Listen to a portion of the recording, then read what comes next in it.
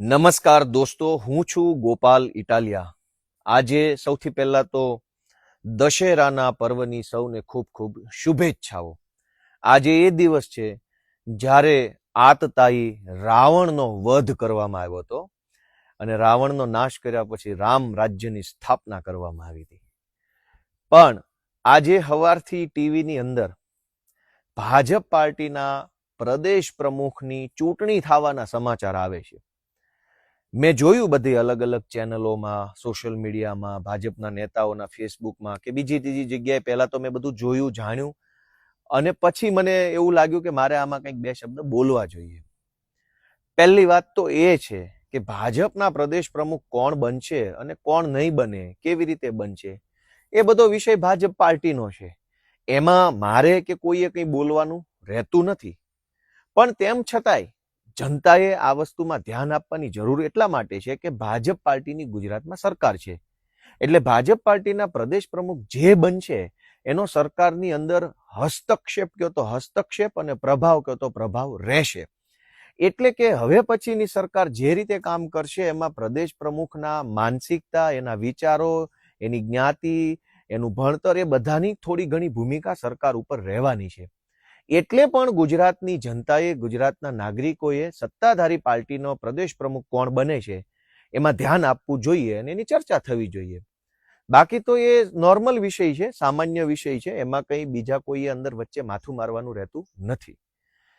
પહેલી વાત કે દેશ આખાની તમામ ચૂંટણીઓની મજાક બનાવનારા લોકો, કે જેણે ચૂંટણી એટલે એક મજાક, મસ્તી, મનોરંજન અને એકદમ જનતાને છેતરવાનું માધ્યમ બનાવી દીધું છે, એવા લોકો ગુજરાતના ઇતિહાસમાં પહેલી વાર પ્રદેશ પ્રમુખ પસંદ કરવાની ચૂંટણી લઈને આવ્યા છે. આશ્ચર્યના બે વિષય છે. એક કે ગુજરાતના ઇતિહાસમાં ક્યારેય આપણે એવું જોયું નથી કે ભાજપ પાર્ટીના પ્રદેશ પ્રમુખની નિમણૂક કરવા માટે ચૂંટણીઓ થતી હોય. એવું તો ક્યારેય મેં મારી ઉંમરમાં નથી જોયું. આ પહેલી વખત એવું બને છે કે ચૂંટણી થઈ રહી છે અને એનું જાહેરનામું બહાર પડ્યું કે આવતીકાલે ફોર્મ ભરાશે, ફોર્મ ચકાસણી, ફોર્મ પાછું ખેંચવાનું બધું આવતીકાલે છે. આ તો બહુ આશ્ચર્યનો પહેલો મુદ્દો છે કે ચૂંટણી ક્યાંથી આવી ગઈ પ્રદેશ પ્રમુખ બનાવવામાં. અને બીજો મુદ્દો કે તમારી પાર્ટી એટલે કે ભાજપ ચૂંટણીઓમાં માને જ ક્યાં છે? ચૂંટણીઓની અંદર ગુંડા ઉતારવા, બોગસ મતદાન કરવું, સરકારી તંત્રનો દુરુપયોગ કરવો, વિરોધ પક્ષોને જેલમાં પૂરી દેવા, દારૂ વેચવો, પૈસા વેચવા અને ચૂંટણીઓ ખાલી કહેવા પૂરતી ચૂંટણી રહે, બાકી તમામ પ્રકારની ગુંડાગીર્દી, અસામાજિક પ્રવૃત્તિ અને અનૈતિક બધા જ રસ્તાઓ અપનાવી અને ચૂંટણીઓના નામે જીતી જવું, એવી માનસિકતા તો ભાજપની છે. વોટ ચોરી કરે છે, મતદાર યાદીમાંથી નામ કાપી નાખવા, મતદાર યાદીમાં નવા નામ ચડાવી દેવા, બોગસ મતદાન કરવું, બૂથ કેપ્ચરિંગ કરવું, આ બધું કરીને જે લોકો જીતવા ટેવાયેલા છે એ લોકો હવે પ્રદેશ પ્રમુખની ચૂંટણી કરશે. ચૂંટણીને તો તમે કંઈ માનતા જ નથી. ચૂંટણીઓની તો કોઈ વેલ્યુ નથી રહેવા દીધી. ચૂંટણીઓની પ્રક્રિયાની તો કોઈ મહત્વ નથી રહેવા દીધું. ચૂંટણી ખાલી કહેવા પૂરતી ચૂંટણી વધી છે. જિલ્લા સહકારી બેંકની ચૂંટણી હોય કે માર્કેટિંગ યાર્ડની ચૂંટણી હોય કે યુનિવર્સિટીમાં સેનેટની ચૂંટણી હોય કે તાલુકામાં આવેલા સંઘની ચૂંટણી હોય, તાલુકા ખરીદ વેચાણ સંઘની ચૂંટણી હોય કે ગામની અંદર મંડળીની ચૂંટણી હોય, સહકારી મંડળીની, કે ગામની અંદર પંચાયતની ચૂંટણી હોય કે વિધાનસભાની ચૂંટણી હોય કે પછી અલગ અલગ સંસ્થાઓની અંદરની ચૂંટણી હોય, બધી જ ચૂંટણીઓને પૈસા, દારૂ, સત્તા અને ગુંડાઓના દમ પર જીતવા ટેવાયેલી ભાજપ પાર્ટી હવે ગુજરાતમાં ભાજપના પ્રદેશ પ્રમુખની ચૂંટણી કરે, એ હાસ્યાસ્પદ તો છે જ છે અને આશ્ચર્યજનક પણ છે કે તમે તો ચૂંટણીમાં જ માનતા નથી તો ચૂંટણી ક્યાંથી આવી? અને ભાજપમાં પ્રથા નહોતી ચૂંટણી કરવાની, તો ચૂંટણી કેવી રીતે? મને એમ લાગે છે કે જેવી રીતે દેશભરની ચૂંટણીઓના નામે ભાજપ છેતરપિંડી દેશની જનતા સાથે કરે છે, એવી જ રીતે પ્રદેશ પ્રમુખની ચૂંટણીના નામ ઉપર ભાજપના કાર્યકર્તાને છેતરી નાખવાનો કારસો રચાઈ ગયો એવું મને લાગે છે. અને એટલે કહેવા પૂરતી ચૂંટણી થશે. મારો અંદાજ એવો છે કે ચૂંટણીમાં એક જ માણસ ફોર્મ ભરશે. જેમ સહકારી મંડળીની ચૂંટણીમાં, બેંકની ચૂંટણીમાં, ડેરીની ચૂંટણીમાં પણ એવું જ થાય છે કે સામેવાળાને ફોર્મ જ ન ભરવા દે. ભૂલથી કોઈ ફોર્મ ભરે તો ક્રાઇમ બ્રાન્ચ ને LCB ને SOG ના બધા પોલીસ અધિકારીઓ આવી દમદાટી કરી ફોર્મ પાછા ખેંચાઈ લે છે અને બિનહરીફ કરાઈ નાખે છે. મને એમ લાગે છે કે ગુજરાત ભાજપના પ્રદેશ પ્રમુખની ચૂંટણી પણ બિનહરીફ જેવી જ થશે, કેમ કે બીજા કોઈની ઓકાત થોડી છે ફોર્મ ભરી જશે. અમિત શાહે કે કેન્દ્રના ભાજપના નેતાઓએ જે માણસને ફોન કરીને કહી દીધું હશે કે તારે ફોર્મ ભરી દેવાનું છે, તને જ પ્રમુખ બનાવવાનો છે, એ એક જ ફોર્મ ભરી શકશે. બીજા બધાને ફોર્મ કદાચ નહીં ભરવા દેવામાં આવે, અથવા ફોર્મ ભરાશે ખરા. દાખલા તરીકે 5 ફોર્મ ભરાશે તો 4 લોકોને પહેલેથી કીધું હશે કે ફોર્મ ભરી દેવાનું છે અને ફલાણા ભાઈના સમર્થનમાં ફોર્મ પાછું ખેંચી લેવાનું છે. આવું બની શકે.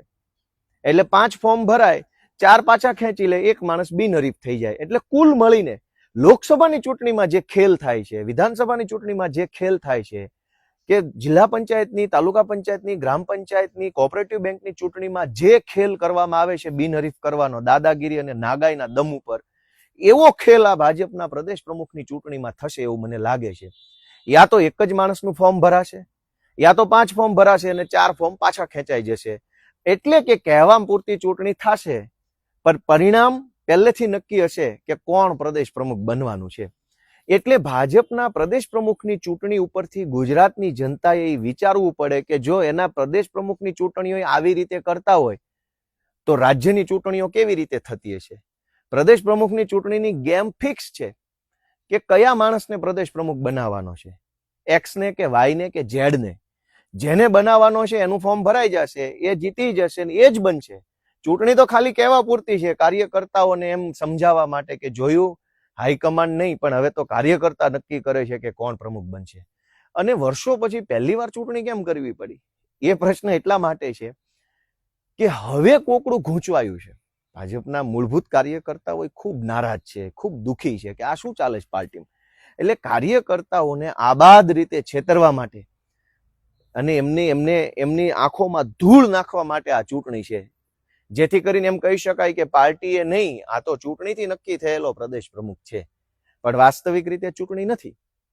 એટલે આ પ્રદેશ પ્રમુખની ચૂંટણી છે એ દેશમાં ભાજપના શાસનમાં કેવી રીતે ચૂંટણીઓ થાય છે એનું પ્રતિબિંબ છે. કે જો આમ જ ચૂંટણીઓ કરે છે, કોઈ ફોર્મ ભરે તો દમ દાટી ધાકધમકી કરીને પાછા ખેંચાઈ લેવાના, કોકના ફોર્મ રિજેક્ટ કરાવી નાખવાના, છેલ્લે એક જ માણસ વધે, જેને જીતાડવાનો એ જ વધે.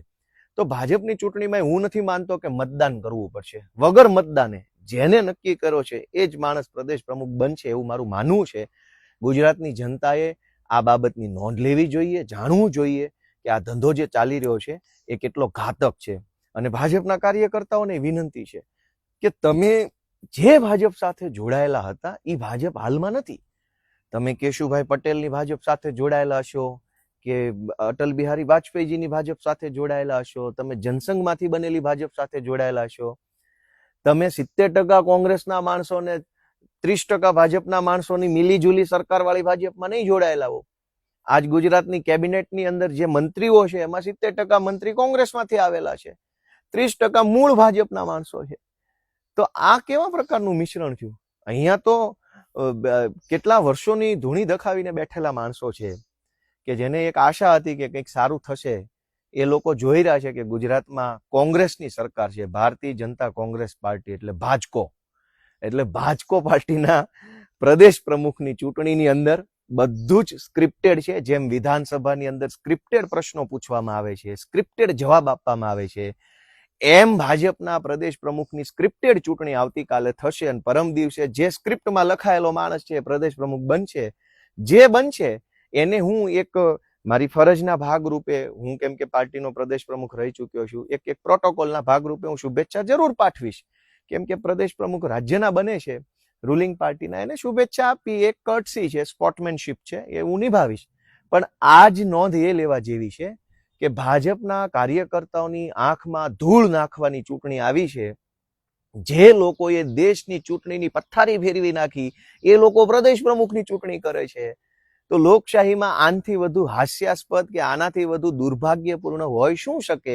એ ગુજરાતની હવ જનતા અને ભાજપના કાર્યકર્તાઓ વિચારે. અને આટલું બધું વિચાર્યા પછી તમારો આત્મા જાગે તો ગુજરાતમાં બદલાવ લાવવા માટેની અમારી લડાઈને તમારા આશીર્વાદ મળે એવી હું આશા રાખું છું. જય જય ગરવી ગુજરાત.